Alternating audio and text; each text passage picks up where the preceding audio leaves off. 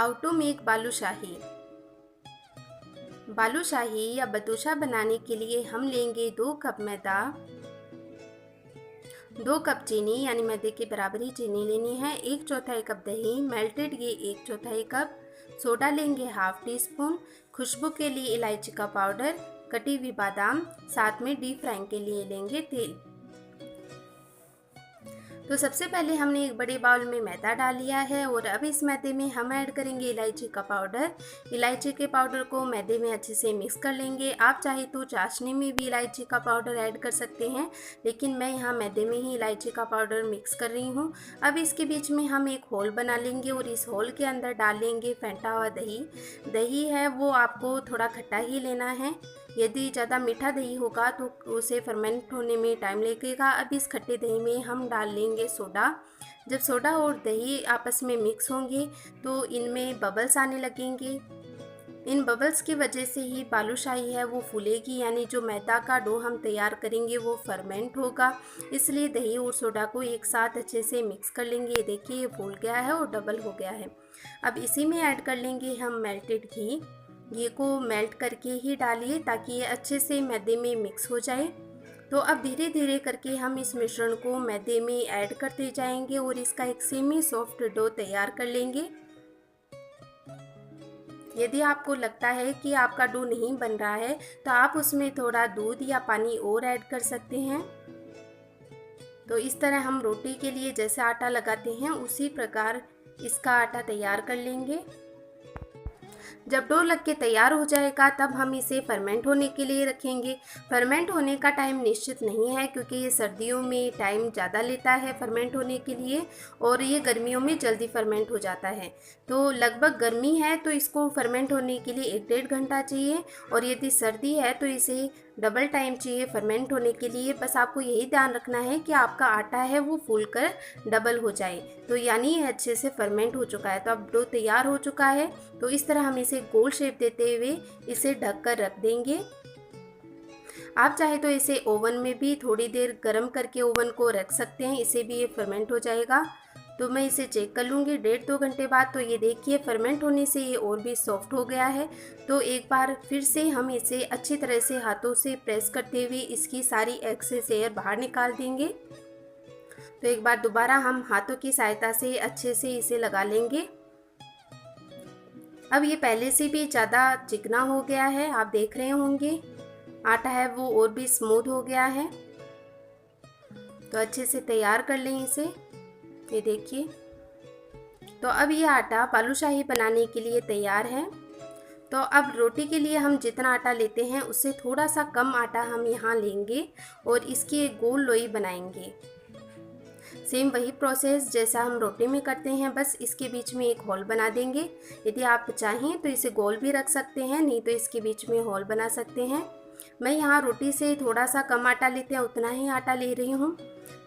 यदि हम ज़्यादा आटा ले लेंगे तो बालूशाही बहुत ज़्यादा बड़ी हो जाएंगी। अभी ये छोटी लग रही हैं, लेकिन जब ये डीप फ्राई होगी और फर्मेंट होंगी तो ये और भी फूलकर बड़ी हो जाएंगी। तो इतनी शेप बालूशाही की एकदम परफेक्ट है। तो इस तरह करके हम सारी बालूशाही रेडी कर लेंगे। ये देखिए सारी बालूशाही है वो तैयार हो चुकी है। तो अब हम लेंगे तेल। अब तेल लेने के लिए आपको ये बात ध्यान रखनी है कि जब भी आप तेल लें तो उसे ज़्यादा गर्म बिल्कुल नहीं करना है। हमें जैसे ही तेल हल्का सा गर्म लगने लगे उसी टाइम बालूशाही है वो तेल के अंदर डाल देनी है, क्योंकि यदि आपने ज़्यादा गर्म तेल ले लिया तो बालूशाही है वो फर्मेंट नहीं हो पाएंगी और फूल नहीं पाएंगी, इससे उनके अंदर लेयर भी नहीं बन पाएंगी। तो जब भी आप तेल लें तो एकदम कम गर्म तेल लें, यानी जैसे ही आप तेल को कढ़ाई में चढ़ाएं और 1 मिनट हो जाए तभी आप बालूशाही उसके अंदर डाल दीजिए और गैस को लो फ्लेम पर ले आइए। तो अब बस इन बालूशाही को हम छोड़ देंगे और हम चाशनी बना लेंगे तब तक। तो अब चाशनी बनाने के लिए मैंने एक पतीला ले लिया है और उसमें 2 कप चीनी डाल ली है। अब इसमें ऐड कर दिया है 1 कप पानी। मैंने 1 कप पानी ही यूज़ में लिया। यदि आप ज़्यादा पानी डाल देते हैं तो चाशनी बनने में ज़्यादा टाइम लगेगा। अब पानी थोड़ा डालने से चाशनी है वो तुरंत बन जाएगी। मैं यहाँ 1 चम्मच दूध का इसमें डाल रही हूँ ताकि जो इम्प्योरिटीज़ होती हैं चीनी की वो ऊपर आ जाएंगी। ये देखिए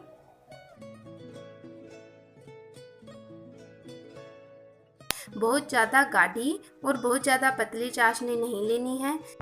हमें बालूशाही बनाने के लिए 1 तार और 2 तार के बीच की चाशनी तैयार करनी होती है। तो ये देखिए चाशनी है वो अब लगभग तैयार हो चुकी है। ये देखिए चाशनी बस हमें इतनी ही गाढ़ी रखनी है क्योंकि ये ठंडी होकर और भी गाढ़ी हो जाएगी। तो अब ये जो चाशनी तैयार की है इसकी इम्प्योरिटीज़ को दूर करने के लिए मैं इसे स्ट्रेनर से छान लूँगी दूसरे बाउल में। और अब हम इसे गुनगुना कर लेंगे, यानी जब तक हमारी बालूशाही बनेगी ये गुनगुनी हो जाएगी। हमें गुनगुनी चाशनी ही काम में लेनी है। और इधर देखिए हमारी बालूशाही हैं वो फूलकर कितनी बड़ी हो गई हैं। यदि आपने ज़्यादा गर्म तेल में बालूशाही को डाल दिया तो वो फूल नहीं पाएंगी। बस इसीलिए हमें तेल का टेम्परेचर एकदम डाउन ही रखना है और इन्हें धीरे धीरे फ्राई करना है। तो धीरे धीरे जैसे जैसे ये फ्राई होंगी इनमें लेयर्स बनेंगी और ऊपर गोल्डन कलर आने लग जाएगा। बहुत ज़्यादा गर्म तेल में डालने से एक हानि यह भी है कि बालूशाही है वो ऊपर से तो फ्राई हो जाएंगी लेकिन अंदर से वो कच्ची ही रह जाएगी। तो हम धीरे धीरे करके इन बालूशाही को अच्छे से डीप फ्राई कर लेंगे और इन्हें बीच में पलटते रहेंगे। तो बालूशाही है वो लगभग फ्राई हो चुकी है, बस हल्का सा गोल्डन ब्राउन कलर और आने देंगे ताकि बाहर की लेयर है वो एकदम क्रिस्पी और अंदर से ये एकदम सॉफ्ट हो जाए। तो ये देखिए मैं इन्हें पलट रही हूँ। अब इसे थोड़ा सा और डीप फ्राई कर लेंगे। अब बालूशाही का कलर है वो एकदम डार्क ब्राउन हो गया है तो हम इन्हें टिश्यू पेपर पर निकाल लेंगे। यदि आप बालूशाही पहली बार बना रहे हैं तो इस प्रोसेस से आप बालूशाही बनाइए। इससे आपकी बालूशाही एकदम परफेक्ट बनेगी, कभी भी ख़राब नहीं होगी। मैंने सारी बालूशाही को एक प्लेट में निकाल लिया है। अब हम इन्हें चाशनी में डालेंगे। अब इन सारी बालूशाहियों को गुनगुनी चाशनी में डीप कर लेंगे। ध्यान रखना है कि चाशनी गरम बिल्कुल नहीं लेनी है, उसे गुनगुना कर कर ही लेनी है। तो ये देखिए मैंने सारी बालूशाही इसमें डीप कर दी हैं और बीच बीच में इसे पलटते रहेंगे ताकि जो चाशनी है वो सारी बालूशाहियों में एक समान चली जाए। 1-1.5 घंटे बाद हम इन्हें चेक करेंगे। ये देखिए अच्छे से बालूशाही ने चाशनी पी ली है। तो अब हम इन्हें एक प्लेट में निकाल लेंगे, क्योंकि यदि आपने इन्हें चाशनी में ही छोड़ दिया तो इनमें चाशनी है वो टपकने लगेगी। तो एक अलग प्लेट में निकालने से इनकी चाशनी है वो सूख जाएगी ऊपर से। इसलिए जैसे ही बालूशाही चाशनी पी लें उन्हें अलग प्लेट में निकाल दें। अब आप इन्हें मनपसंद ड्राई फ्रूट्स के साथ गार्निश कर सकते हैं या ऐसे भी खा सकते हैं। यदि आज की ये रेसिपी आपको अच्छी लगी तो प्लीज़ वीडियो के नीचे लाइक के बटन को क्लिक करें।